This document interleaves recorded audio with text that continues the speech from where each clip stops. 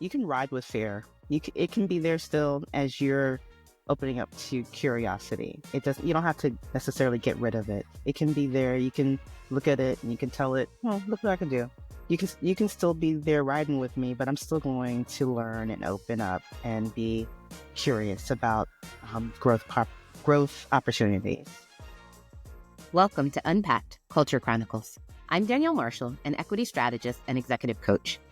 This podcast explores the intersection of curiosity, culture, and connection, with practical strategies to help us bridge divides and build stronger relationships.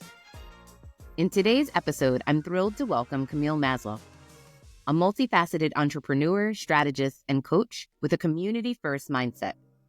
Camille's work empowers women, entrepreneurs, small business owners, and organizations, blending her expertise in business, finance, and psychology to help others align their strategies with their vision.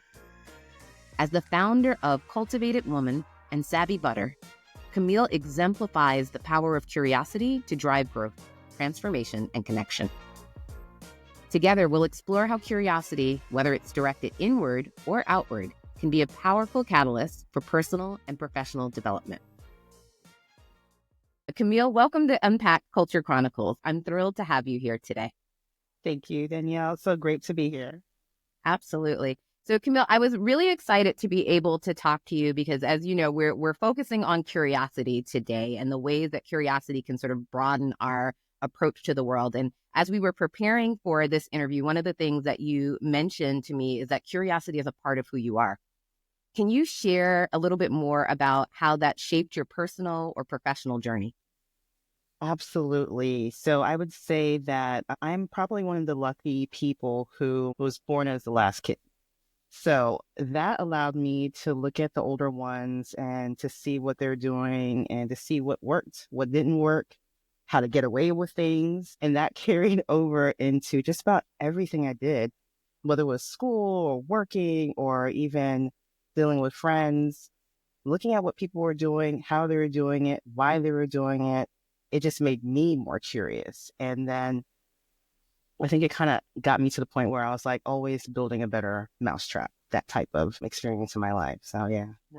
So it sounds like from your early days, like curiosity really kind of led you to this bigger question of why, right? Why are people moving in the ways that they are? What's the purpose of this? How can I make it better, right? As you build that new mousetrap. And I'm curious, so following that thread, how, if you think about curiosity overall and your approach to it, how has it created space for you to grow? Oh, wow. I think one of the main things is that it has allowed me to realize that my way isn't always the way. There's so many different ways to do things and to create and to experience. And so knowing that just me thinking, well, is there another way or why?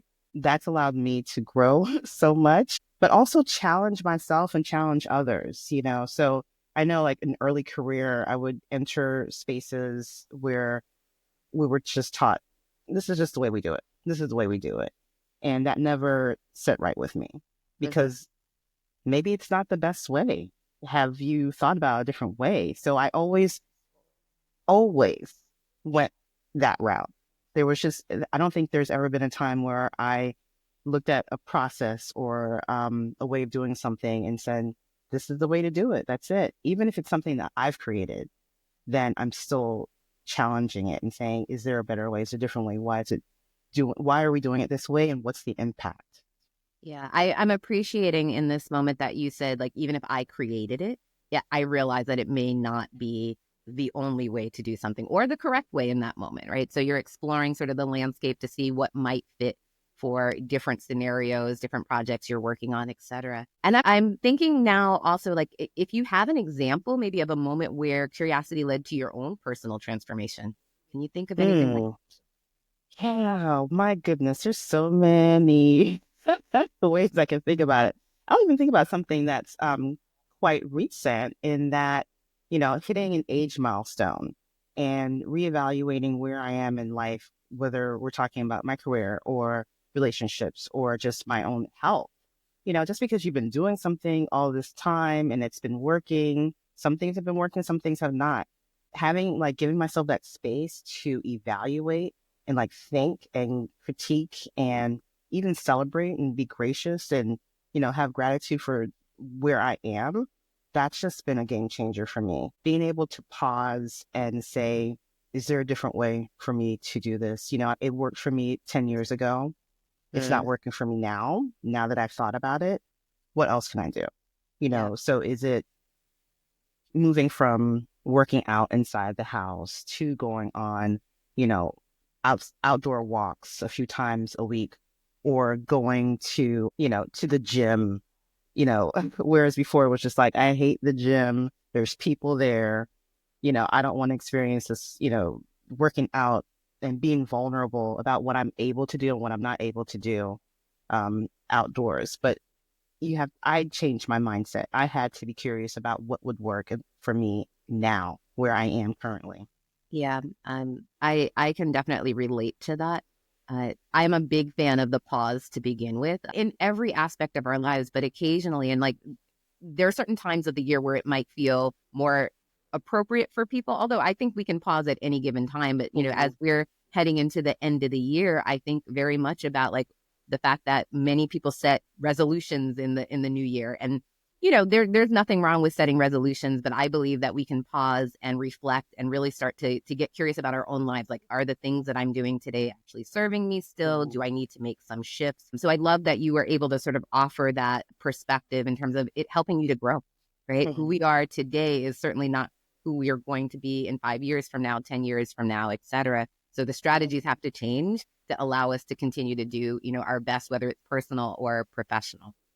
Right. And I think that in the past year, I've also learned that you got to celebrate, you're a new person and you went through all these things, and appreciate the person that you were yesterday, last year, 10 years ago, whatever, because they've made you who you are today. And we forget to celebrate it. We forget to appreciate ourselves sometimes. And I think that's another part of the growth. So where was, you know, where am I now and what's the difference? Look at all I've done. That's amazing. Now, what lessons can I take from that growth and apply Um, it going forward? yeah. So I think that's And another I way. love this Yeah. idea of like celebrating it because we don't pause and reflect on Yeah. that. And certainly not with the extent of like, hey, I've grown this year. And I kind of joke around sometimes that there are moments in my own world where I'm not conscious that I have grown up until something happens. And I'm like, Hmm. oh, I've handled that very differently than I would have a year ago or even 6 months. Absolutely. And so you have to, in that moment, be able to acknowledge like something shifted. The language I'm using is different. My approach is different. Even what might trigger us may look different, Hmm. right? There, Yeah. we often learn to let some things go as we get older because we're like, maybe that's not the most important thing that I want to focus on. But there are these other host of things that now have become critical in my world. Right. And I think that applies to the people in our lives as well. Absolutely. How does curiosity influence the way that you build relationships or interact with others? And particularly like when you're dealing with folks that might be culturally different or just have very different perspectives on the world. So one of the things that I like to do is kind of pause and feel the vibe that I'm getting from the person and listen to my intuition about, whether or not I'm jiving with this person. Is there something that I feel like I'm aligning with? If I'm not, then I question myself, like, why? What's the thing that's popping up? I try to be curious about that. And does it say something about my own view on the world and view on where this person is coming from, maybe their culture, maybe their perspectives, maybe there's something about them that is causing me to pause and feel off. Is it that I need to learn from them? Is it that there really is something that maybe it's just a personality thing or not? But I try to question myself and to listen to what's popping up for me.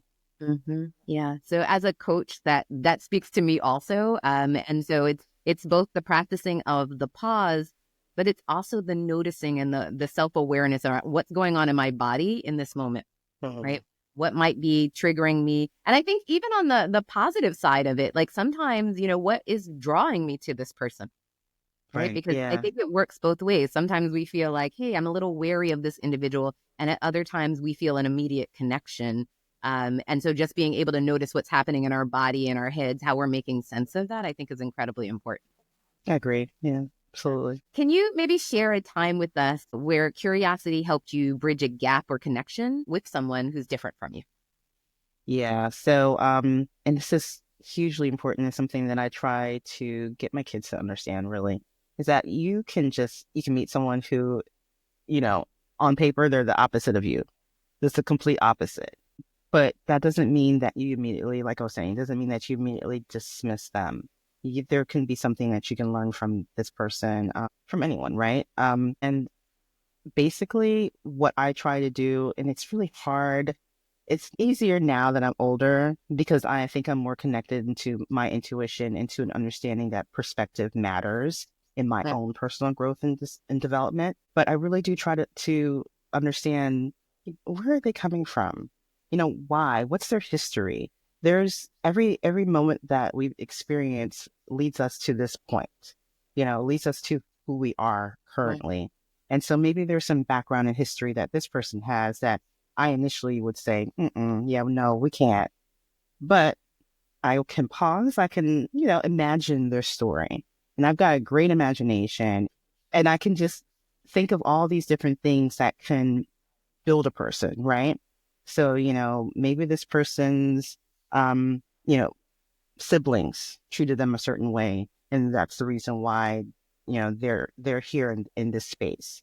Or maybe they have a very like restricted childhood that they grew up in. They weren't able to uh meet people who are different from them. So there's a lot of things that I think of by giving people the benefit of the doubt. Gives me space to realize that their perspective has been built throughout their entire lives, but it doesn't mean that they will stay at that point, stay who they are. They also may be experiencing growth. So what I can contribute to their growth is important to me as well. So just by me saying, let me open this up, maybe there's more to them than just on the surface, and that there's stuff that's been building for them to become who they are. Um, and then maybe there's something that I can provide that helps them grow beyond this perspective. It's not necessarily something that I, set out to do, but Mm. I'm open to it. Yeah. As I'm listening to you talking, like what surfaces for me is all the conversations I've had with clients and just in life in general, where people are trying to explore this idea of like lived experiences. And so I think curiosity for me is one avenue in which we can listen to people's lived experiences. Like it might not be something I have personally experienced that you've personally experienced, but it doesn't mean it's less true if someone else has experienced it, right? So how do we get curious about that? How do we understand more about sort of their background? Because to the point that you made, right, like the conditions that we grow up in, our schooling, our places of worship, our family structure, all are going to really begin to shape, how we see the world and our worldview overall. And so can we be curious about that instead of just passing judgment out the gate to say, tell me more about that, like set the Right. context. Yeah. Uh, and so, like, are there particular questions that you ask yourself when you're thinking about, like, I need to be curious? I'm not feeling curious in this moment. You all have those moments where it's like, I don't really want to be curious. How do you convince yourself in the moment, if you will, to stay in that mind frame? Well, that is difficult. I think one of the questions that I do ask myself is whose perspective am I experiencing this from? So I Mm. know, like, immediately, you're going to be experiencing something from your own perspective, right? And then you're like, okay, so it's me. Now, if I was this person, knowing what I know about them, whether I know anything, but if I know any assumptions that I've made, because we all make assumptions, but one thing we don't realize is sometimes is that we are making assumptions. So whose perspective? That's one of the questions I'm always asking. Whose perspective am I seeing this through? Am I thinking about this? And whose perspective might be missing as well? So that's one of the questions. Why? Why is this like this? What's the background here? What contributed? How did this person contribute? How did their situation contribute? How am I contributing to an issue, a problem, a situation, anything? Yeah. Yeah, I definitely appreciate that. And the one question that you asked that stands out for me, because I'm a fan of this one as well, is like whose perspective is missing. Hmm. I think oftentimes our go-to strategy generally is to lean on our own understanding. right? And like if that's our starting place, and it makes sense, right? We're in our own heads and we're navigating life. And so we go to us first. And yet there's always a different way, kind of going back to what you said earlier, there's always a different way to look at things. So this big question of whose perspective is missing, like is everyone that I'm surrounded by like thinking the same way, using the same language as I am? Are there other ways we could be considering this? Are there other people who have very different lived experiences that we should be involving in it? Those all feel incredibly important to me to like get to a closer version of the truth in that moment. So I'm also curious now, Camille, have you faced any challenges or misunderstandings as a result of your curiosity? And if so, like how did you navigate it? That's difficult. So I'd say that for me, asking questions, I'm coming from corporate America. So as an educated Black woman, right, in corporate America, and when I started, I was pretty young. It was challenging for me to be in spaces where no one looked like me, and I was the one asking the question, the why, then the um, just because it's done this way, is there a reason that why we need to keep doing things this way? Me being the one to bring up that a change needed to happen oftentimes was met with a lot of resistance. And um, I think that I had moments in my life where I would persist and I would just keep saying, okay, but I think this will be more effective, efficient, all, pulling all the words. But there would be other times when I would literally have to say, is this a battle that I want to be part Yeah. of? Like, is this Yeah. my battle? Is it a situation where I can choose to be the educator and like bringing awareness to something and then stepping back and saying, okay, I said the thing, you guys go and take it? Or is it where I have to be like knocking down doors, say, we got to change this. This is how we're going to change this. Here's my 5-point plan on how to change it. So I think it just depended on the situation. I think it also depended on where I was in my life. Mm. I would say right now, I am passing the torch, right? Mm. So I've done the create the plans, implement the plans. I've done a lot of this throughout my life. And right now I know that even my way might not be the right way. And Mm. I'm okay with that. But if I do call attention to a situation or I know that there's an issue, then I'm also in network, in community with other people who can be the implementers, the doers, the ones who go in and affect the change. And I can still be like that's amazing. And I saw this thing over there. How can we, change it? How can we impact change somehow, right? And Mm. not being the one who is in charge. Like Yep. I'm okay not being in charge anymore. I will be the advisor. I will be the coach. I will be your support, your accountability partner. But I'm okay with handing the reins over to the next generations and saying, all right, let's all think, you know, what can you come up with? You're I want others to feel empowered to also be curious and to also think that they can have a hand in making an impact. Mm-hmm, mm-hmm.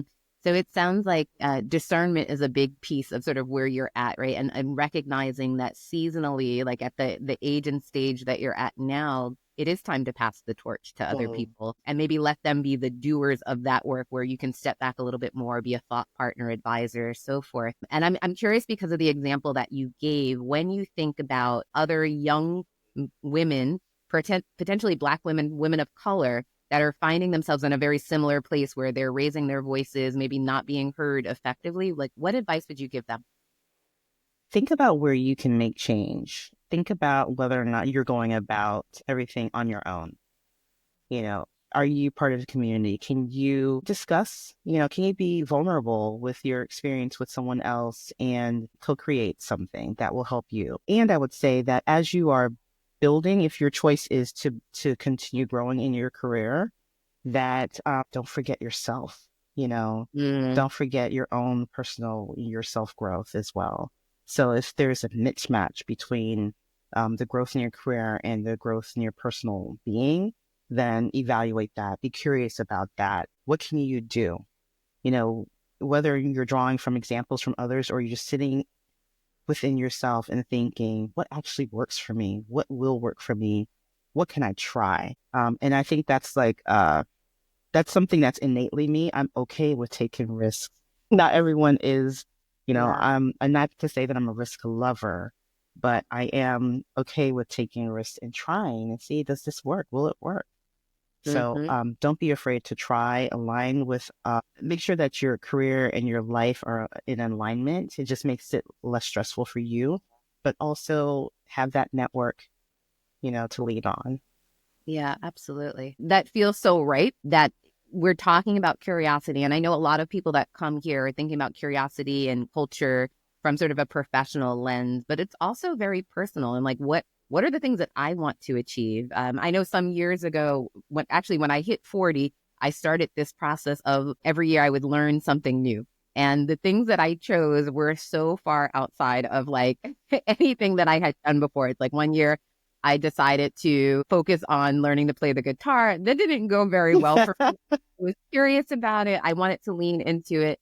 Another year, it was more about like diving into knitting, which is a big thing for me in my world. And, I feel like I've grown and I've changed. And the reason I even bring those examples in is as I'm thinking about curiosity, I think sometimes people are, particularly when it comes to culture, they're like, well, what if I get it wrong? And this is going to be difficult. And how do I handle this?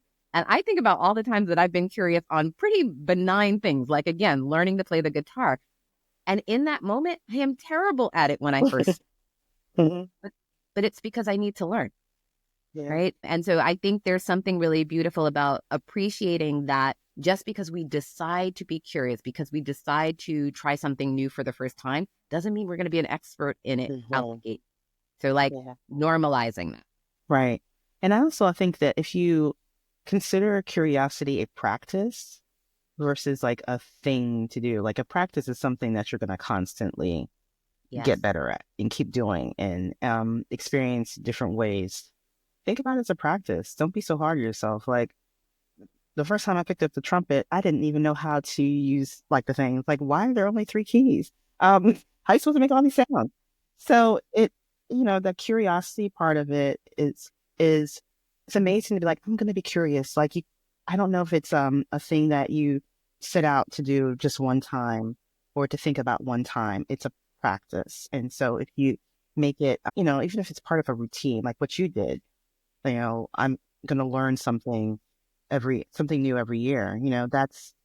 It's still a practice. Are you still doing it? Because then that's like yeah, you know. Absolutely. Absolutely. It's a practice, but I think the thing that stood out to me when I think about how I chose to go into that particular example is it's also joyful for me. Mhm. I think sometimes when people consider this idea of curiosity and like they have to learn something new, it's the attitude that I have to. Mm, I don't feel like I have to. I feel like I get to. Right. mhm. So, where can I challenge myself? What might be new? What literally is going to bring me joy? Because some of the things that I thought in the beginning, maybe I wouldn't be as interested in, like I have found a profound love for simply because I continue to lean into it and I continue the practice, as you said. And so, I think there's that side of it, the intentional acts that we have. But I also keep like a sticky note near my desk that says choose curiosity. Yeah. And it's a reminder to me, like we're all on so many Zoom calls and we're in meetings all the time. And sometimes I can feel myself personally being triggered or like mentally wanting to shut down in the Yeah. moment. And like even a quick glance over and I look at the sticky note and I'm like, right, choose curiosity, understand the Yeah. context, ask another question, invite other people's voices into the conversation. And oftentimes it can lift me out of this space of just feeling like I need to disengage in the moment. And I wonder if you have any like other practices that you lean on like that. Yeah, I think that for me, it's the reminder that I've done some things, and whether they're small or big or whatever, that I should celebrate it. So I have a little Zen space inside of my closet, and there's a table that has my aromatherapy, but I also framed a printout that says celebrate the small things because Mm, that's something that I don't do. So whether it's hey, I had soup instead of a cheesecake for lunch. I can, at the end of the day, change my clothes, whatever, look at that frame picture and say, that's right. I chose to do something that helped in me maintaining my health. So I'll celebrate that. whether that's like a quick little dance or yeah, just whatever, it doesn't matter, right? But it's a small thing that I can celebrate. So Yeah. yeah. Okay. I love that. Absolutely. So, the only other question I guess I'm going to ask you today, because I want to ask all of the guests that come here, is if we're thinking ahead and there's a listener out there right now who wants to cultivate more curiosity, particularly with people who have different cultures from their own, but they don't know where to start. What do you offer them in terms of maybe a starting place? Mm. What's something that I have always been curious about knowing? Well, and you can think about like back when you were 10, I wanted to learn how to ride a skateboard, but I never did. Your curiosity, if you allow it, could be like, yeah, but I'm 50 right now. I'm not even thinking about getting on that skateboard, but I wouldn't mind learning how it's Mm-hmm. done. Mm-hmm. How does one even learn how to balance or, stay on it without falling? And that can translate to things in your career as well, right? So everyone's talking about Google Analytics, but I'm, a financial analyst. I want to learn more about it. Don't let no stop you. And it's one thing that I'm very proud of instilling in my children, although it backfires sometimes, is that I let them know, like, don't let no stop you from achieving your goals because there could be another way. It could be really not necessarily no, but not yet, or not this way, or not right now, or whatever. But don't let no stop you. So, in your career, if you feel like you're you know, 20 years from retirement, it's too late for me to learn something. It's not. Open up, just be open to growth. And it could be baby steps. It could just be a Google search, and you never know where your curiosity is going to take you. Mm-hmm. I am deeply appreciating that, and just want to reinforce this idea that age is not a determinant in terms of what we can learn next.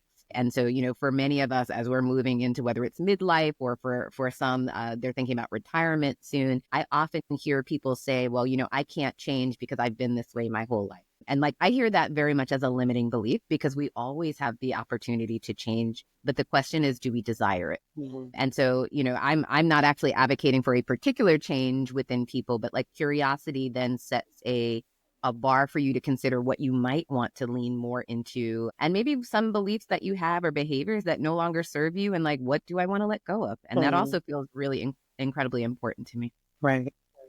Well, I agree. So, Camille, do you have any final thoughts for our guests today? Anything you want to leave us with? Oh, yeah, absolutely. And I think one thing, don't let fear stop you.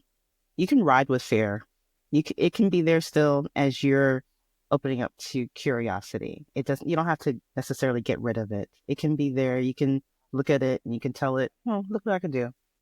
You can still be there riding with me, but I'm still going to learn and open up and be curious about growth opportunities.